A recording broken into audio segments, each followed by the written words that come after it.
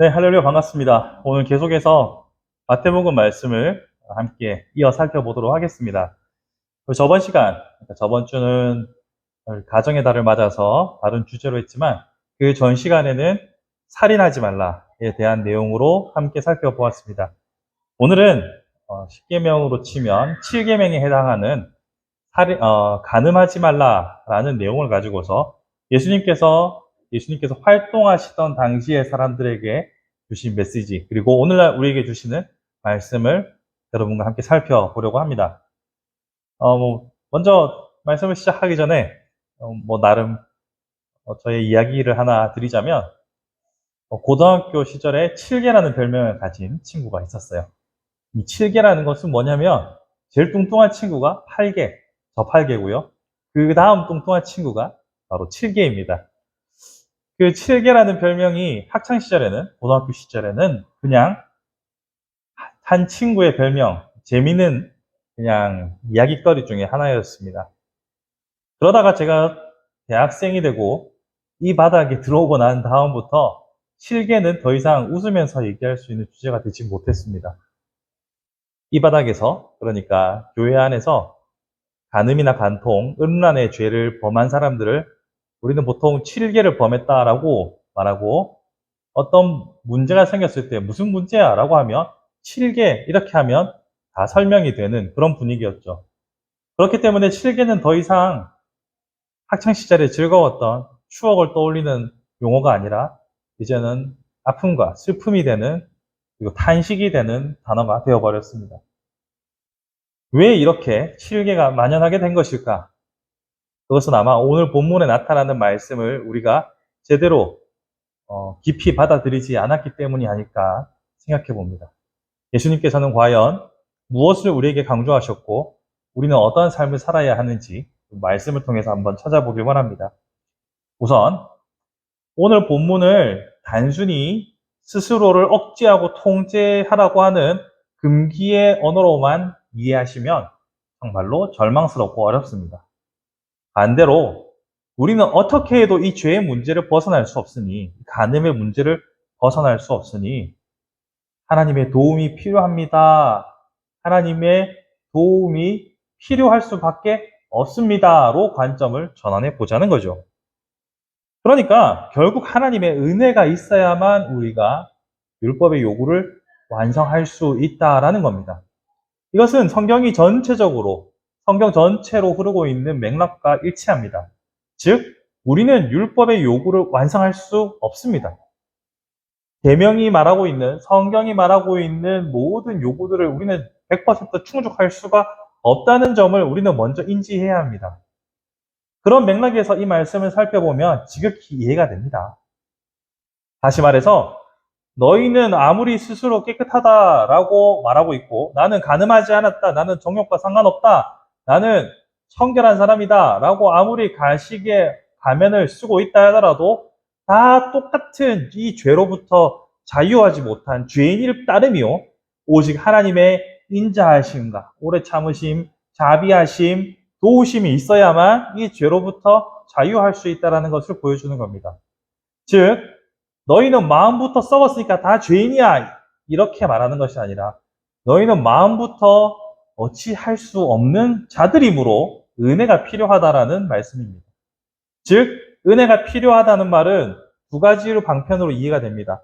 한편으로는 가면을 쓰고 있어도, 실제로 아닌 척해도 너희는 죄인이라는 사실을 낱낱이 밝혀주고 있으며, 또 한편으로는 하나님의 은혜가, 오래 참으심과 자비하심이 있기에 더 이상 죄인의 상태로 머물러 있지 않을 수 있다는 것을 보여주죠. 그런 의미에서 세상 모든 사람들이, 특별히 크리스천들이 나는 괜찮다, 나는 더 이상 그런 음란의 죄에 관련되어 있지 않다, 나는 7개와 상관이 없다 라고 말하는 것이 문제가 아니라 모두가 다 그러한 마음으로부터의 죄를 안고 살아가고 있다는 사실을 자각하는 것이 중요합니다. 앞에서도 말씀드렸던 것처럼 교회 안에 7개의 죄가 만연한 것은 다들 보이는 것에만 집중하기 때문입니다. 보이는 것에만, 즉 드러나지만 않으면 혹은 내가 실제로 행하지만 않으면 괜찮다라는 생각으로 이 말씀의 중함을 상실하였기 때문에 이런 문제가 곳곳에서 터진다고 생각합니다. 반대로 나는 연약한 자고 언제든지 이 간음의 문제에 자유로울 수 없다라는 두려움을 가지고서 하나님의 자비하심과 하나님의 도우심을 구하며 살아가는 사람, 다른 말로 하면 예수 그리스도께 접붙어 있는 사람이라면 그러한 죄로부터 많이 자유롭게 떠나갈 수 있는 것이겠죠. 그러니 아이러니하게도 이 세상에 치료계가 만연한 것은 이 본문을 몰라서가 아니라 무시했기 때문입니다. 이 본문을 감당할 수 없어서 외면했기 때문입니다.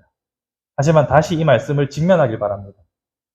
우리 누구도 이러한 죄로부터 자유로울 수 없습니다. 그것을 인정하고 하나님의 은혜를 구하는 것, 그것이 바로 지혜라고 생각합니다. 아울러서 우리가 생각해 볼 것은 이러한 삶을 살아가기 위하여 또 이러한 삶이라는 것은 간음으로부터 한국교회가 자유로울 수 있기 위하여 우리가 함께 기도해야 한다는 사실입니다. 사실 생각보다 가까운 곳에서 이런 간음에 대한 문제로 소식을 들을 때마다 참 마음이 헛헛하고 먹먹하고 때로는 좌절감을, 때로는 분노를 느낄 때도 있습니다. 하지만 비난하는 것은 쉽습니다. 그들을 위해서 더욱더 기도하고 더 이상 이러한 문제로 한국교회가 어려움을 당하지 않도록 기도하는 것이 정말 중요하지 않을까라고 생각해 봅니다. 그래서 오늘 간음에 대하여 예수께서 가르쳐 주신 말씀을 따라서 우리는 한국교회를 위해서 기도해야 합니다. 정말 생각보다 많은 사건, 사고들이 벌어지는 이 한국의 현장 속에서 우리의 기도가 필요합니다. 또한 아울러서 부탁드리고 싶은 것은 저를 위해서 기도해 주십시오. 저라고 자유로울 수 있겠습니까? 거룩한 척, 깨끗한 척, 가면을 쓰고 뒤로 무슨 짓을 할지 누가 어떻게 합니까? 사람이 변하는 것은 죄의 지배를 받는 것 한순간이지 않겠습니까? 저를 위해서 기도해 주십시오. 그러면서 동시에 여러분 자신을 위해서 기도하십시오. 서두에 말씀드렸던 것처럼 실제로 하느냐 아니냐의 문제가 아니라는 것을 우리는 잘 알았습니다. 그리고 중심을 보시는 하나님 앞에서 우리는 자유할 수 없다는 것을 알았습니다. 그러니 우리가 주님 안에, 주의 말씀이 우리 안에 거함으로 모든 것이 이루어지는 단계에 이르도록 우리는 주님의 도우심을 구해야 합니다. 방금 제가 드린 말씀이 요한복음 15장 7절의 내용인데요. 이 포도나무 비유를 말씀하시면서 내가 그 안에, 너희가 내 안에, 내 말이 너희 안에 거하면 구하는 것을 무엇이든지 이루시겠다고 말씀하시죠. 내가 주님 안에, 주님의 말씀이 내 안에, 즉 연합된 상태가 되면 여러분들이 구하는 것이 달라질 겁니다. 여러분들이 이전에 구하던 것을 구하는 것이 아니라 주께서 원하시는 것을 구하게 될 겁니다. 같은 맥락으로 오늘 본문을 가져오면 우리의 마음의 욕정이 이전과 같지 않을 것이라는 실마리를 여기서 찾을 수 있습니다. 그러니까 내가 주님 안에 주님의 말씀이 내 안에 거하는 삶을 살아갈 때 우리는 비로소 이 욕망의 노예가 아니라 예수 그리스도의 말씀의 사람으로 살아갈 수 있고 죄로부터 떠나갈 수 있는 겁니다.